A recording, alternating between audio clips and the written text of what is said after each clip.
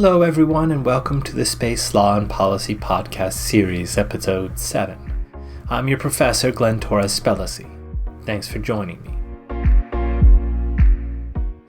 In the 2 decades since the first space tourists lifted off into space, space tourism has grown exponentially in size. Multiple companies now offer private individuals the opportunity to travel into space for cost. Blue Origin, SpaceX, Virgin Galactic, and Space Perspectives all offer individuals willing to pay the cost the opportunity to go into orbital or suborbital space. Now, the more people who travel to space, the more risk there will be. In this podcast, we will briefly look at these potential risks from 3 different perspectives. First, the risks associated with traveling to the space object. Second, the risks associated with staying on the space object. And third, the risks associated with returning back to Earth. Now, the first risk relates to traveling to the space object. Space is a long way up, and up is the most difficult direction to travel. In order to go up, you have to fight against Earth's gravity, and you have to win. So how can we overcome gravity? Well, the answer to date has always been a very large chemical reaction. As Jeff Bezos, founder of Blue Origin, said, once you get into space, you can really unleash a lot of creativity. But the launch itself, I've been through all of the creative waves, and believe me, chemical rockets are the best.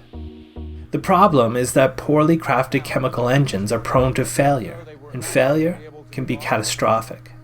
The loss of the Space Shuttle's Challenger in 1986 and Columbia in 2003 are demonstrative of that. And as more and more providers get into the industry, there will undoubtedly arise a class of low-cost providers, the discount airlines of space. With these low-cost providers, the risk of accidents increases. Now, there's no way to eliminate all of the risk, but we need to come to an understanding as to how we are going to share that risk between providers and consumers. See, right now on space flights, consumers bear all the risk. They have to sign waivers that absolve companies of liability if something goes wrong. Unlike the commercial airline industry, which is required by the Federal Aviation Administration, the FAA, to protect people and property, the space tourism industry operates on an informed consent standard, meaning that passengers must simply be informed of the risks and then sign a waiver saying they accept those risks. If something goes wrong, the company is not held liable. The standards were most recently published by the FAA in 2017 in a document called Guidance on Informing Crew and Spaceflight Participants of Risk. Now, importantly, the FAA has not been permitted by Congress to provide certificates of safety for launch and entry vehicles. Is that wise? Should the government be taking such a hands-off approach? You see, when the number of passengers is small, as it is today, perhaps an informed consent standard makes sense. But if the number of space tourists creeps into the thousands or maybe even the millions, and the number of tourist launches similarly increases, shouldn't Congress begin to regulate space travel in the same way that it regulates air travel? What, after all, is so different about space? We significantly regulate the flight of aircraft. Why not spacecraft? Now, at some point in the development of the space tourism industry, there will arise a demand to not just fly in space, but also to stay in space. Indeed, plans for the first space hotels are already underway. In these luxury hotels, gravity would be simulated, but most of the other amenities that we are familiar with would be available. Despite these familiar amenities, though, things at a space hotel will be radically different from a legal perspective. What law governs conduct at the hotel? What exactly is illegal when you are staying in a hotel that's outside the territorial sovereignty of any earthbound authority? Well, the answer is not clear, but there are a number of possibilities. First, if you recall the treaties we discussed earlier, the general ownership structure of space objects, and presumably a space hotel would count, is determined by their launching and registration country. If you recall from earlier chapters, when a state launches a space object, it is supposed to register that launch under the registration agreement. So whatever state launched the hotel would arguably maintain control and jurisdiction over that structure. But what does it mean to launch the hotel? Indeed, as hotels get larger and proliferate, we might be safe to assume that supply chains will diversify as well, as they have with respect to every modern sophisticated industry. Hotel parts and materials will not come from a single launch, but perhaps from multiple launches, and maybe even from multiple countries. And if there are multiple launches, does that mean that there are multiple sovereigns at the hotel? The thought that a hotel might be subject to multiple jurisdictions depending on where you were creates a legal mess that would be difficult to untangle.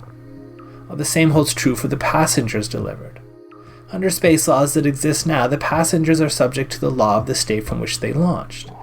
But what if, as is likely, they launch from multiple states and multiple launch sites? How then do we determine which law applies? Surely having each passenger have their own unique law based on the country they launch from would present an untenable compliance scenario from the hotel's perspective. So how do we harmonize regulations so that there is one clear set of laws that apply to a particular space hotel? One option may be to borrow a page from the law of the high sea. Similar to space, no one sovereign controls the high seas. They are considered to be open to all, a global commons, if you will. However, although the high seas are not subject to claims of sovereignty, they're not some lawless jurisdiction. Rather, ship owners choose to register with a particular country and to fly that country's flag over their ships, thereby voluntarily subjecting themselves to that country's jurisdiction and control. A potential downside of this approach, however, is that you may make incentives for states to impose few safety and control regulations in order to encourage and entice space operators to adopt their jurisdiction. Indeed, the problem has exploded in the maritime registration industry. Tiny nations that offer lax regulatory standards control large fleets of commercial vessels looking to cut costs and avoid regulatory oversight. Now, once we figure out which laws we want to apply to a particular space hotel, we need to talk about how to regulate the provision of essential services. The arrival and departure of guests at the variety of space hotels is going to be structured and controlled by the availability of launch and return vehicles. That means that once a guest arrives at the facility will have to be capable of providing necessary services, including healthcare services, justice services, and emergency services like evacuation. The most analogous type of travel on Earth may be that of a journey on a cruise ship sailing the high seas. Cruise ships, for example, often travel with their own medical personnel under both voluntary and mandatory regulations. In the United States, the American College of Emergency Physicians requires that medical staff on cruise ships operating from U.S. ports be licensed and credentialed.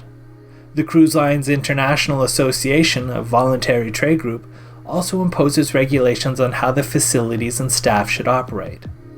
Since people could be staying for days, weeks, or potentially even months, all manner of healthcare services would likely be needed, from acute care to mundane physical checkups. Now, in addition to healthcare services, justice services would also be needed. With the police departments of sovereign governments unable to assert jurisdiction, we need to come up with a way to deal with crime in space tourism. Cruise ships, as a potential analog, yet again, have jails that are referred to in the naval parlance as brigs. These brigs can be used to detain passengers or crew suspected of having violated laws, who are deemed by authorities to be dangerous to themselves or others. A hotelier would also have to take care to ensure that the space tourists follow the laws and regulations related to tourist activities.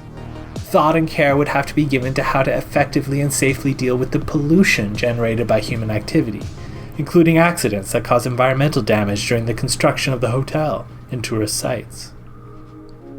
And finally, there are risks associated with returning the tourists back to Earth.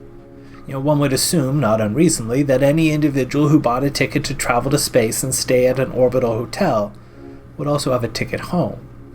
And that may be true in most cases, but regulatory regimes have to take account of even the most unique of cases. Let's imagine a scenario where a low-cost spaceflight provider delivers individuals to a hotel in orbit, but before it picks them up, it goes bankrupt and out of business. Sound bizarre? Maybe, but it has already happened in analogous situations on Earth. In 2019, Icelandic budget airline WOW Air ceased all operations, leaving its passengers who had return tickets stranded all over the world.